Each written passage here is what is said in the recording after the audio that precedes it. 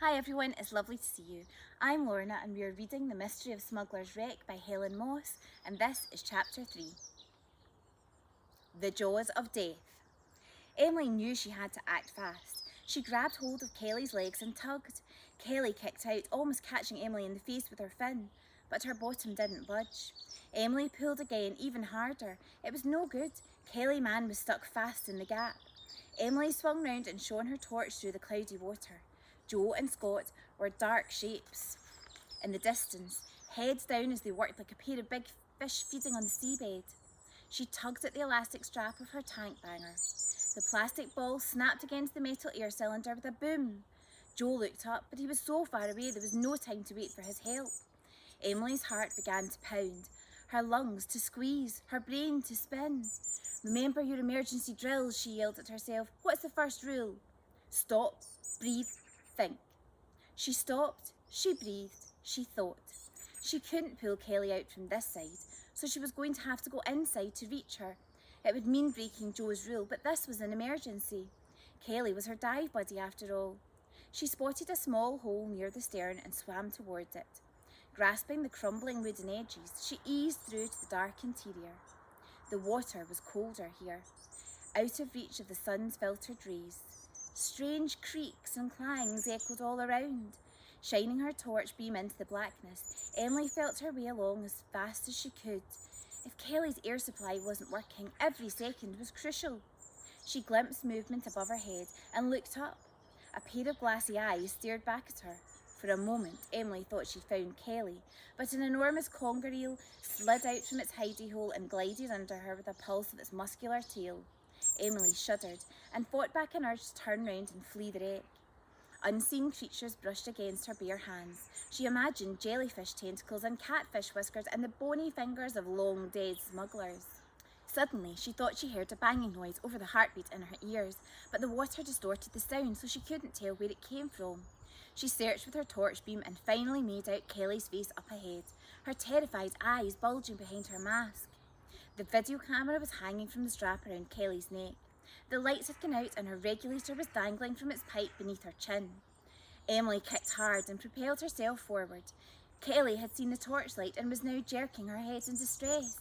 Air bubbles streamed from her mouth. Emily's mind raced. What was wrong? Why hadn't Kelly put the regulator back in her mouth or used the backup device if the regulator was blocked? Then she saw the problem. Kelly's hands were entangled in a knotted mass of fishing line that was caught up in an iron hook. In the struggle to free herself, she must have accidentally knocked her regulator out of her mouth. Now she was trapped like a blue bottle in a spider's web. In one swift move, Emily grabbed the second stage air supply from her own cylinder and inserted it into Kelly's mouth. Then she held the woman's shoulders firmly and signalled to her to calm down.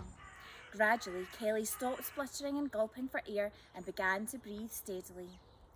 Next, Emily inspected Kelly's regulator. To her relief, there was a jet of bubbles when she pressed the purge valve. It was working fine. She nodded to Kelly, then quickly did the swap.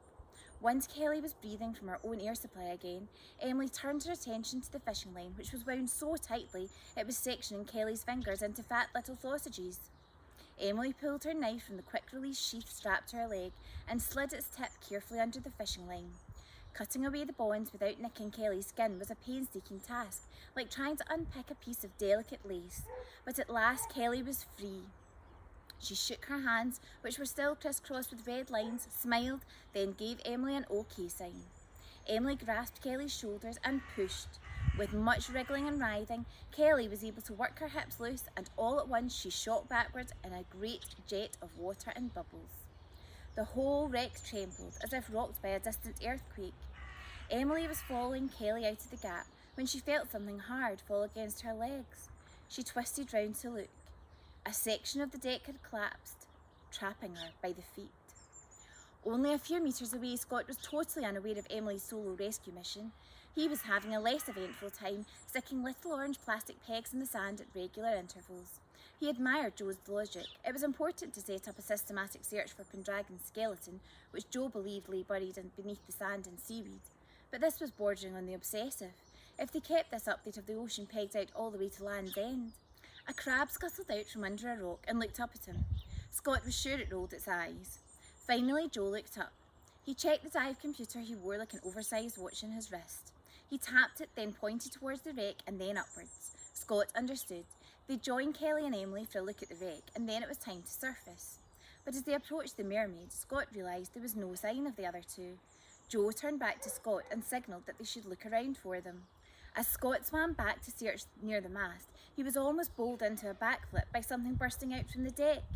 The high-speed launch whipped up such a mushroom cloud of bubbles and bits of algae and sand and seaweed that Scott couldn't make out what it was at first. The creature was big, sleek and black, with long flippers at the back. Was it some kind of marine mammal? Did seals venture this deep? Could it be a dolphin or a porpoise? Then he saw the air cylinder. Scott struggled not to laugh. Laughing underwater was never a good plan. It was a marine mammal, one called Kelly Man, native to the tropical reefs of Australia, but an occasional visitor to Cornish waters. Now Emily was swimming out through the hole behind Kelly. Scott was gobsmacked. How come Kelly had allowed Emily to explore inside the wreck? That was just so unfair. Now Emily would be going on about all the wonders she'd witnessed while he'd seen nothing more than a million orange pegs, a sarcastic crab and a human porpoise.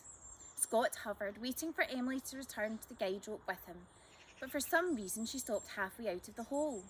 He tapped his watch and pointed upwards to signal, hurry up. They'd already stayed underwater longer than planned and would risk running out of air soon. Emily gave him a look that even behind the face mask Scott could read as, tell me something I don't know. She twisted her body round as if trying to touch her toes. Then she straightened up and pointed frantically towards her feet, which remained out of sight inside the wreck. Scott poked his head through the hole and shone his torch around. Now he could see what was wrong. A thick plank of wood had fallen from above, trapping Emily's feet against the lower edge of the hole. Scott reached in and tried to shift the plank, but the mighty beam wasn't going anywhere. Scott checked his dive computer. Only 50 bars of air left. Emily couldn't have much more than that. Icy worms of fear began to writhe in his stomach. He had to find a way to free Emily before they both ran out of oxygen. Suddenly he had an idea. It was so simple he couldn't believe he hadn't thought of it before. He reached in and felt for Emily's feet. Good. Her heels were sticking out from under the plank. He grasped the nearest one, located the strap that attached the fin to her foot, and tugged it hard. It was an awkward manoeuvre at a tricky angle, but with a superhuman effort he was able to work the strap over Emily's heel. Moments later, Emily had wriggled her foot out of the fin. Scott began to work on the second foot. At last the strap snapped and Emily was able to swim free, leaving behind 2 empty fins trapped under the plank. Scott was about to swim after her when he felt a nudge on his shoulder. He turned, expecting to see Emily telling him she needed help to swim without her fins. But it wasn't Emily. He was looking straight into a huge, gaping mouth, bristling with needle-sharp teeth. Shark! Scott paddled very slowly back towards the hole, his eyes never leaving the spine-chilling jaws of death. Shark! Shark! Shark! I know what this is. The word pumped through his body with every heartbeat. It's my punishment for winding Jack up, Scott thought. It's my punishment for winding him up about the Scottish Great White. In his head, he began to make frantic deals with the shark. Please don't eat me. I promise if I get out of this, I'll never tease Jack about sharks again. Okay, I'll never tease him about anything again. I'll be the best brother in the world. The shark stared back from small, menacing eyes. Then it snapped its jaws shut. Scott shot back through the hole into the wreck, praying that he was taking all his limbs with him.